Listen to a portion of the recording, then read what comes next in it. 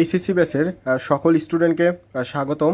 আজকে তোমাদের math second পেপারের দ্বিপদী বিস্তৃতি অর্থাৎ অনুশীলনী 5B এর উদাহরণের যে অঙ্ক অর্থাৎ উদাহরণ 5 নম্বরের যে অঙ্কটা আছে জাস্ট এটা হচ্ছে সলভ করে দিব। সো আশা করি পুরো ক্লাসটা তোমরা দেখো। এখানে কি বলছে যে প্রমাণ করো যে 1 - 2x⁻½ এর বিস্তৃতিতে r+1তম পদের সহগ এটা আমাকে প্রমাণ করতে হবে। বুঝতে পেরেছো? এখন আমাদের এই অঙ্ক করার জন্য আমাদের এর একটা সূত্র জানতে হবে। এর আমরা সূত্র কি জানি যে 1 + x⁴n। যদি এরকম থাকতো, এটা কিন্তু জাস্ট n। এর সূত্র আমরা কি জানি যে n × n-1 n-2 ডট হচ্ছে n - r+1তম পদ, আর নিচে হচ্ছে r⁴, আর এইখানে হচ্ছে তোমার x⁴r।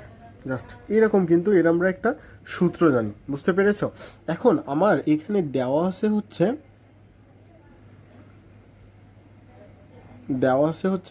1 - 2x⁻² হচ্ছে -1/2। তাহলে এটা হচ্ছে এর আর মানে t × r+1তম পদ, এটা হচ্ছে r+1তম পদের সূত্র এটা। তাহলে এটার এই বিস্তৃতির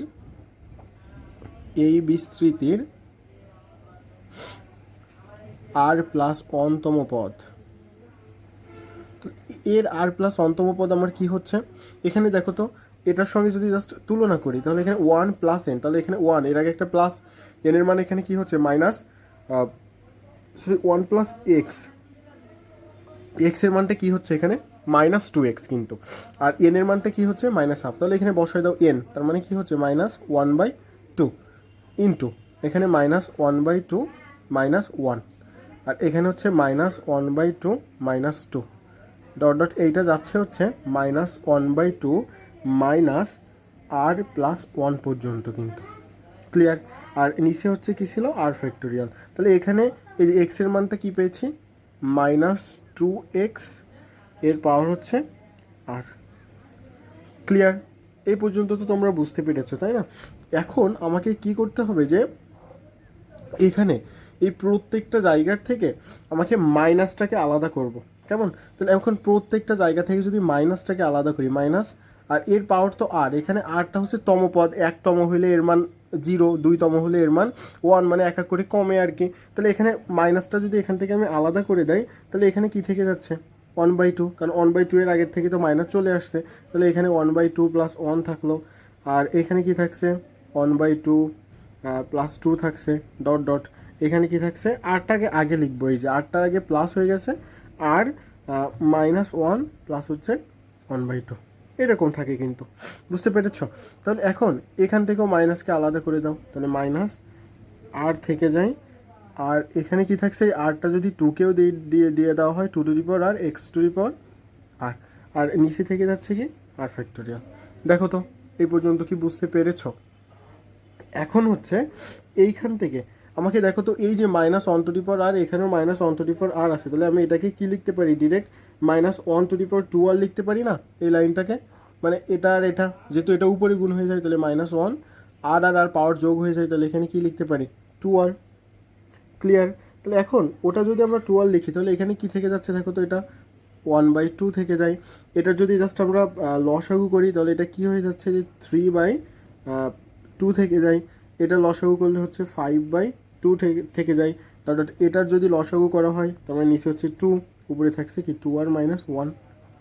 দেখো তো, তাহলে এখান থেকে তো এটা এখানে নিয়েছিলাম, তাহলে এখানে কি থাকছে 2⁻r আর x⁴r, আর নিচে হচ্ছে r⁴। ক্লিয়ার? এখন দেখো -1 2⁻r এটা রেখে দাও। এটা রেখে দেওয়ার পরে আমার এইখান থেকে উপরে এই যে 2টা আছে না, এই 2টাকে জাস্ট যদি এটা যদি একটা ভগ্ন অংশ আকারে হয়, মানে পরপর দুইটা ভগ্নাংশ যদি থাকে 2/3 ভাগ হচ্ছে 5/6, তাহলে এটা কি হয়ে যায় 2/3 গুণ 6/5 এই আকারে হয়ে যায়।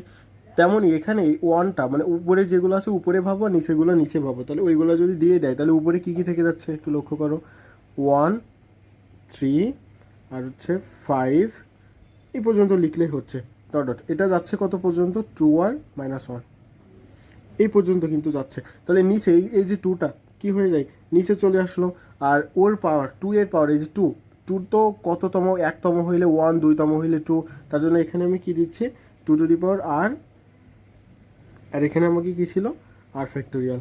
আর এইখানে যেটা ছিল সেটা রেখে দাও, 2^r আর x^, ক্লিয়ার।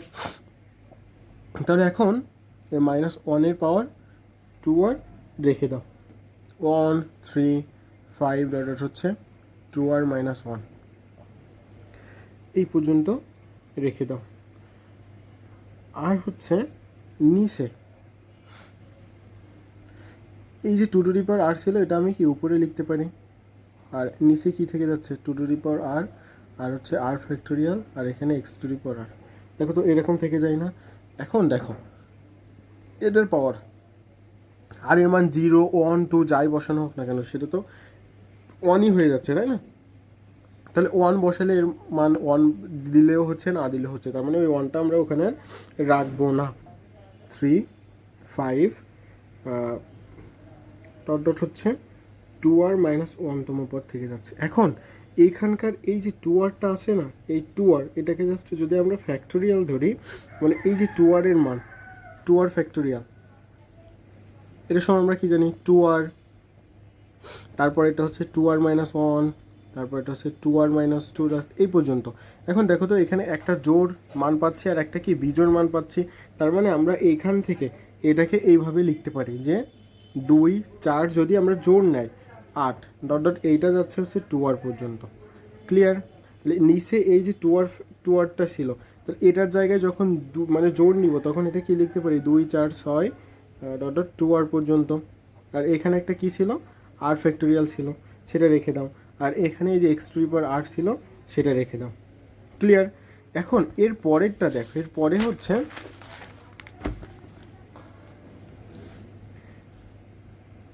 পরে হচ্ছে তাহলে উপরে এখন কি কি থেকে যাচ্ছে যে 1 2 4 3 4 এইটা থাকে হচ্ছে 2r পর্যন্ত। আর নিচে হচ্ছে ছিল r ফ্যাক্টোরিয়াল, আর হচ্ছে 2^r, আর এখানে 1 2 3 r, আর এইখানে ছিল হচ্ছে x^r। এটা কি করছি, জাস্ট ওইখানকার থেকে ওই যে 1 2 3 4 মানে উপরের লাইনটা থেকে 1 2 3 4টা রেখে দিয়েছি, মানে জাস্ট আমি এখানে মানে পরপর সাজিয়েছি, এটা 2r পর্যন্ত। আর নিচে r ফ্যাক্টোরিয়াল, আর ওই যে 2^rটা ছিল জাস্ট ওইটা হচ্ছে নিচে দিয়েছি, মানে উপর নিচে দিয়ে জাস্ট এটা গুণ করে দিয়েছি। এখন দেখো উপরের এই যে মানটা আছে, এটা আমরা কার মান জানি, এটা তো আমরা 2r এর ফ্যাক্টোরিয়ালের মান জানি, তার জন্য এটা রেখে দিয়েছি। আর এইখানে ছিল হচ্ছে 2^r, আর এটা ছিল হচ্ছে r ফ্যাক্টোরিয়াল, আর হচ্ছে 2^r, এই r ফ্যাক্টোরিয়াল রেখে দিলাম। আর এটার আবার দেখো এটা r ফ্যাক্টোরিয়ালের মান, তার জন্য এখানে আমরা কি লিখতে পারি, r ফ্যাক্টোরিয়াল রেখে দিতে পারি। আর এখানে কি ছিল x^r ছিল। তাহলে এখন দেখো তো এখানে আমরা কি লিখতে পারতেছি যে 2r এর ফ্যাক্টোরিয়াল, আর নিচে হচ্ছে 2^r, আর এটা r ফ্যাক্টোরিয়ালের স্কোয়ার, এভাবে লিখতে পারি। আর এখানে দেখো তো x^r এভাবে লিখতে পারি। তাহলে আমার দেখো তো এই যে মানটা আছে এইটাই কিন্তু আমার কি বলেছিল যে এখান থেকে দেখাইতে পদের সহগ এটা। তাহলে এই পর্যন্ত দেখাইলে হয়ে যাচ্ছে।